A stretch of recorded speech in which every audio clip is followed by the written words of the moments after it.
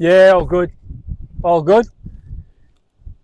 Just been for a nice, peaceful walk this morning, and yeah, it's always good to get out there and go for a nice, peaceful walk in the morning, clear the mind and get some fresh air. And I was doing a bit of thinking how when you start the season, that first game of the season, if you lose that game, it can be a bit you can get on a bit of a downer when that happens, especially after weeks of pre-season preparation, the excitement of a new season, a new campaign, and the expectation. You lose the first game, it can feel like a huge headback, but I think it's not important to panic.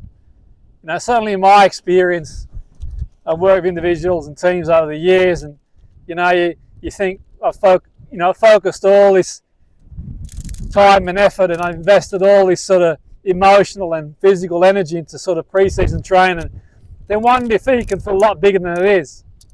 One result doesn't define or erase all the hard work you've done in pre-season. I think it's really important to keep doing the right things and keep the disappointment. Let the disappointment settle, review the performance honestly, and identify what needs improvement.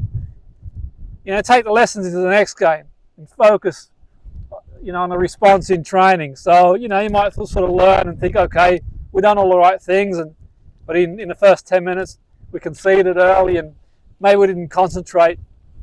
The nerves got the better of us in those first 5-10 minutes. We conceded early, type thing, and in the next game we'll sort of make sure we tighten things up in that first 5 or 10 minutes and work on it at training and take it into the next game, so to speak.